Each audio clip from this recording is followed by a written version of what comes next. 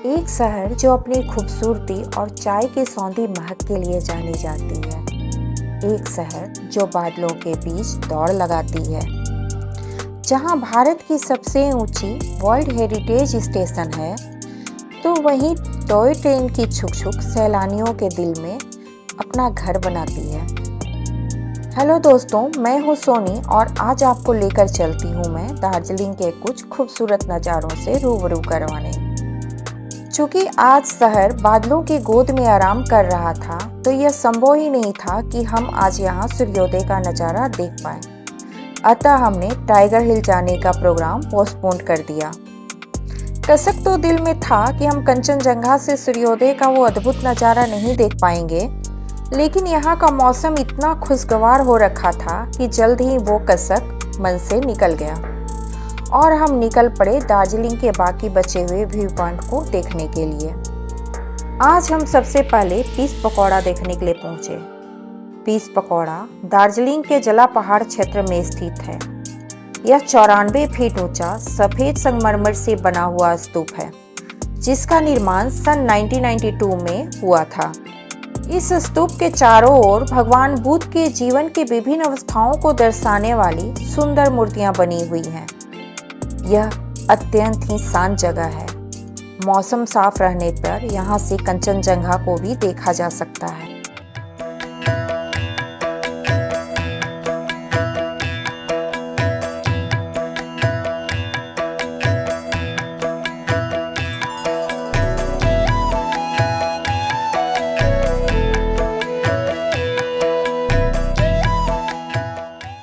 Piece pakora देखने के बाद हम लोग दार्जिलिंग चिड़ियाघर देखने के लिए गए। इसका पूरा नाम Padmaja Naidu Himalayan geological park है, जो भारत में सबसे प्रसिद्ध हाई एल्टीट्यूड पे स्थित चिड़ियाघर है।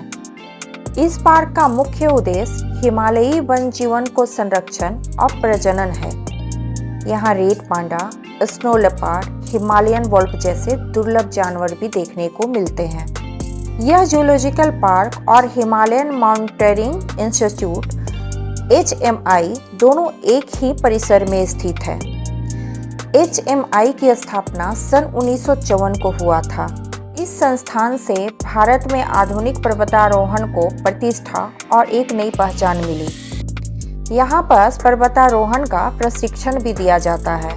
इसके अलावा यहाँ पुराने पर्वतारोहियों के पर्वतारोहण से संबंधित सामग्रियों का शानदार संग्रहालय भी स्थित है।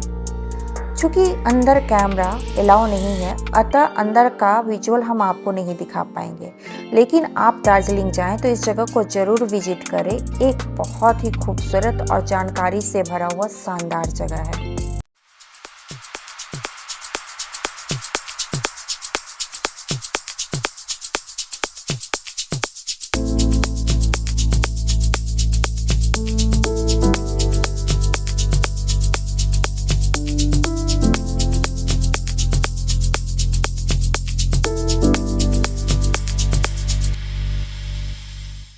यहाँ से निकलकर हम दार्जिलिंग रोपवे की ओर जाने लगे, लेकिन वहाँ बहुत ज़्यादा भीड़ होने की वजह से हमने वहाँ का प्रोग्राम आज के लिए पोस्टपोन कर दिया और हम दार्जिलिंग के टी गार्डन को देखने के लिए निकल पड़े। लेकिन सच कहें तो इस जगह ने मुझे बेहद ही निराश किया। इस जगह को पूरी तरह से कमर्शियल कर दिया गया है। रास्ते जाली से घिरे हुए हैं। हम बागान के अंदर नहीं जा सकते। शायद टूरिस्टों के द्वारा बागान में गंदगी फैलाए जाने के कारण ऐसा किया गया हो। सच में यहाँ पूरे बागान में हर जगह बोतल और चिप्स के पैकेट पड़े हुए मिले। मेरा सभी देखने वालों से यह अनुरोध है कि प्लीज़ वहाँ अगर कुछ खाएं पिएं तो जगह जगह चीज़ों को न फेंकें, डस्टबिन में डालें। अगर उन जगहों पे डस्टबिन नहीं है तो अपने साथ कैरी करके वापस लाएं और जहाँ डस्टबिन मिले वहाँ डालें। यहाँ के बाद हमने रॉक गार्डन जाने का फैसला किया, लेकिन हम पहले तेंजिंग रॉक देखने के लिए रुक गए। यह एक छोटा प्राकृतिक पत्थर है, जिस पर रस्सी बांधकर प्रशिक्षकों के देखरेख में इच्छुक पर्यटकों को चढ़ाया जाता है, ताकि वे क्लाइंबिंग का अनुभव प्राप्त कर सकें। इस पत्थर का नाम तेंजिंग नोर्गवे के सम्मान में रखा गया, जिन्होंने सन 1953 में एवरेस्ट पे चढ़ाई की थी। यहाँ से फिर हम रॉक गार्डन जाने के लिए निकल पड़े। रॉक गार्डन जाने का रास्ता बेहद ही खूबसूरत है।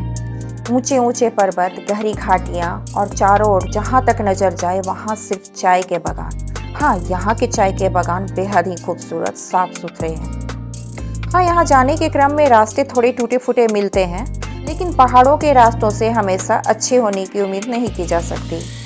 दार्जिलिंग से करीब 12 किलोमीटर दूर पहाड़ों के बीच प्राकृतिक जलप्रपात के चारों तरफ इस बगीचे को विकसित किया गया है। यह जलप्रपात इतना सुंदर है कि आप बस देखते ही रह जाइएगा। यह कई स्तर में एक के ऊपर एक गिरता रहता है, जो देखने में अत्यंत ही लुभावना लगता है।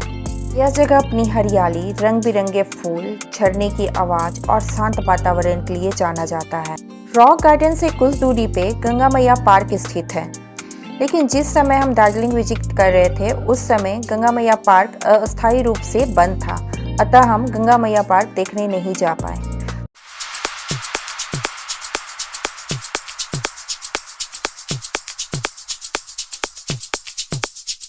शाम होते होते हम अपने होटल वापस आ गए और शाम को यह सोचकर जल्दी सो गए कि शायद कल का मौसम खुला हो तो हम टाइगर हिल पे सूर्योदय देखने जा सकेंगे।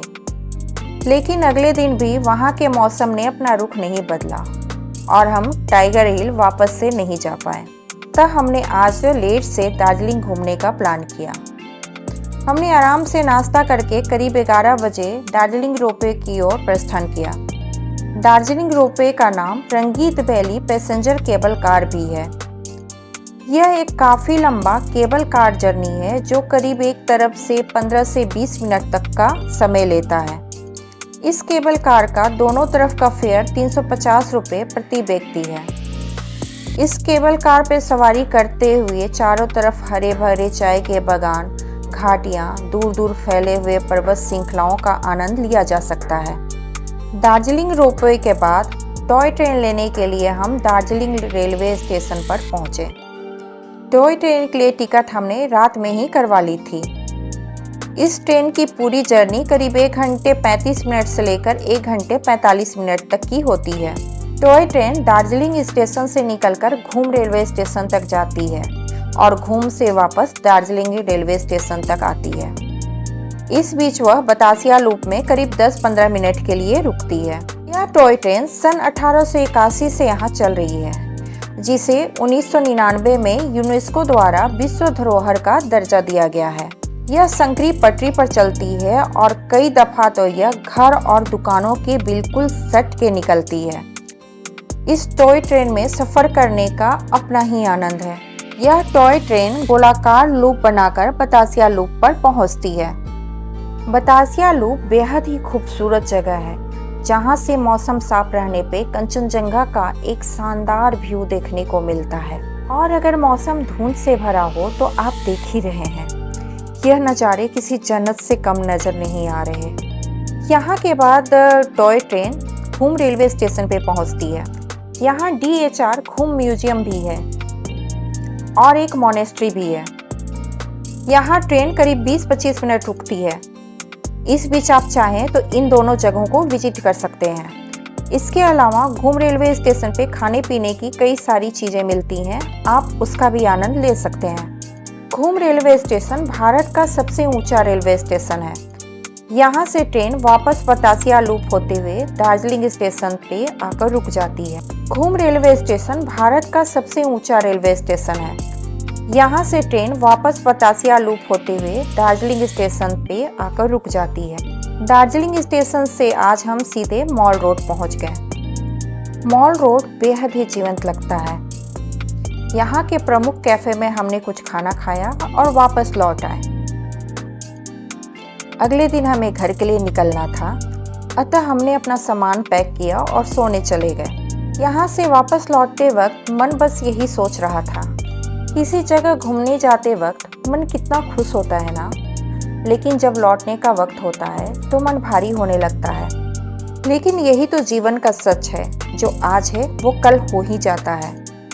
खैर कोई बात नहीं, यहाँ से जाएंगे तब ना किसी नए जगह का प्लान करेंगे, तो फिर जल्द आपसे मिलेंगे किसी नई जगह पर सैर करते हुए नए ब्लॉग के साथ। तब तक के लिए हंसते रहिए, मुस्कुराते रहिए, स्वस्थ रहिए।